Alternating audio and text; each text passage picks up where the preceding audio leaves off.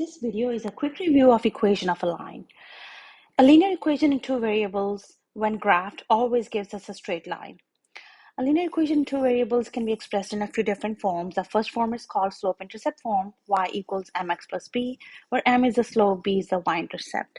The second form is the point-slope form, which is y minus y1 equals m times x minus x1, the quantity x minus x1, where m is the slope and x1, y1 is a point on the line.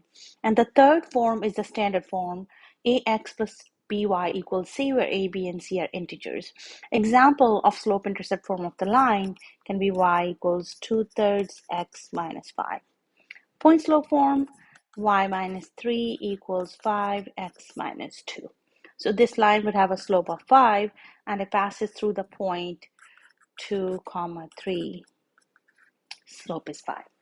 Standard form, an example would be 2x plus 3y equals 6, where a, b, and c are integers.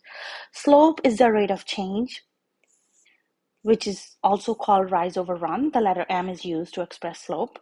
Difference in the y coordinates divided by difference in the x coordinates gives us the slope of a line.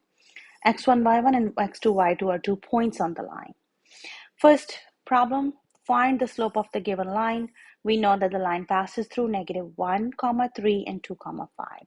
So I'm going to go ahead and label them as x1, y1, x2, y2. It doesn't matter which point do we call x1, y1, which point do we call x2, y2, makes no difference. So the slope m would be difference in y coordinates divided by difference in x coordinates. So y2 minus y1 over x2 minus x1. We could also do y1 minus y2 over x1 minus x2. That's okay as well. So 5 minus 3 divided by 2 minus -1. 5 minus 3 is 2. And 2 minus -1 is 3. So slope is 2/3. This line has a positive slope. Slope could be positive, negative, 0, or undefined. Next example. Before we get to next example, let's see. So if a line has a positive slope, the line is rising towards the right. If a line has a negative slope, line is falling towards the right. If a line has a 0 slope, it is going to be a horizontal line. If a line has undefined slope, it is going to be a vertical line. Okay. Write the equation of line passing line given the slope is 2/3 and the line passes to the point -1, 5. So here we're given the slope and we're given the point x1, y1. We're going to go ahead and use the point slope form. And let's plug y1 here, m here, and x1 here as well. This point, we can leave the equation in the point slope form, or we can go ahead and change it to slope intercept form. So it turns out to be y minus 5 equals 2/3 x plus 2/3. Lastly, if we wanted to write the slope intercept form, we're going to go ahead. If we wanted point slope form, we would just leave it at that point. But to get slope intercept form, we want the y by itself. So y equals 2/3 x plus 2/3 plus 5. So y equals 2/3 x, and that would be 15 plus 2, 17/3. Next, write the equation of line that passes through the given point. So we're given the points x1, y1, and x2, y2. I always label the points. It's easier to work with the points when we have them labeled. First step would be to go ahead and find the slope, which is y2 minus y1 over x2 minus x1. Difference in the y coordinates divided by difference in the x coordinates. So 3 minus 2 over 5 minus -1. And that would become a positive 1. So 3 minus 2 is 1 over 6. The slope is 1 over 6. At this point, we can either use the point x1, y1 or the point x2, y2 and use the point slope form that we just talked about. Y minus y1 equals m times x minus x1. So I'm going to go ahead and use the x1, y1 point. Y minus y1 equals m x minus x1. Y minus 2 equals 1/6 x plus 1. And we would go ahead and distribute 1/6 inside. So y minus 2 equals 1/6 x plus 1/6. Y is equal to 1/6 x plus 1/6 plus 2. Y equals 1/6 x plus 13 over 6. Okay, so that was about writing the equation of line. Equation of line is a relationship between the variable y and variable x. If it's written y equals mx plus b form, Y is the dependent variable, X is the independent variable. We can use this relationship. If we know some value of X, we can find the corresponding value of Y, or if we know some certain value of Y, we can find the corresponding X value. A couple examples of graphing the linear equation. The first one, y equals 2/3 x minus 5. We're going to start with compare it to y equals mx plus b. Start with the b, which is the y-intercept. In this case, it's -5. And then the m is the rise over run. Rise is 2, run is 3. So I'm going to go up 2, 3 to the right, and that's going to be my equation of line. And this point is -5, the y-intercept.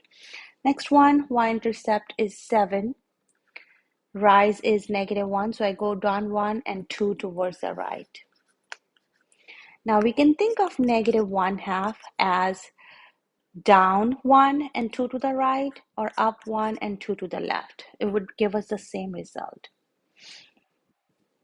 2x plus 3y is equal to 6. We can go ahead and get the y by itself here.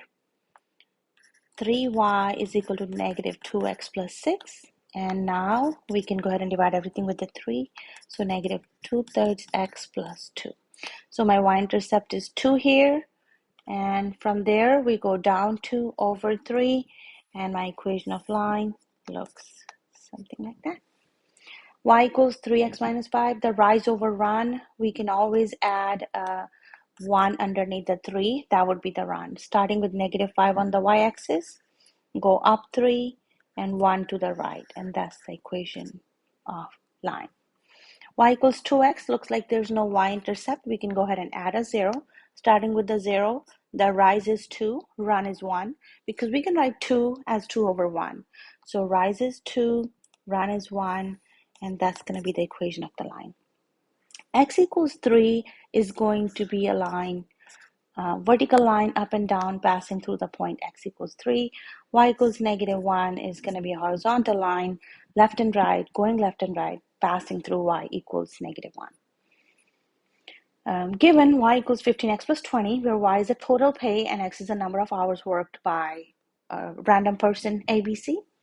If someone got paid $200, how many hours did they work? So this $200 is the pay.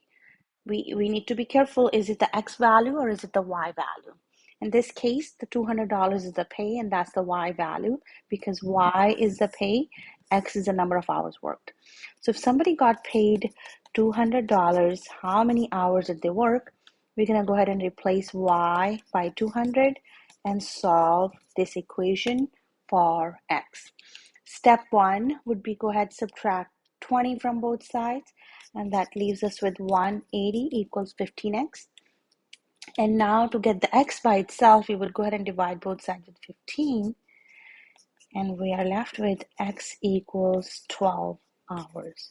So this person worked 12 hours if they got paid $200 for that day, knowing that this relationship is true. If someone worked for 10 hours, how much will they get paid? So now the x is the number of hours worked, and if they worked 10 hours, y equals 15x plus 20. We're going to go ahead and replace x by 10. If somebody worked 10 hours, they would be getting 150 plus 20, which is $170. So if somebody worked 10 hours, they'll get paid $170 based on this equation, the relationship that is given to us. In here, looks like 20 is like a base pay, and then $15 is the pay per hour. That's the slope, that's the rate of change. With each unit, each more hour worked, they're gaining $15. If there was a negative sign in front of 15, that would be a relationship saying that if y is going up, x is going down. That would be a negative relationship, means they vary inversely. One item goes up, the other item goes down.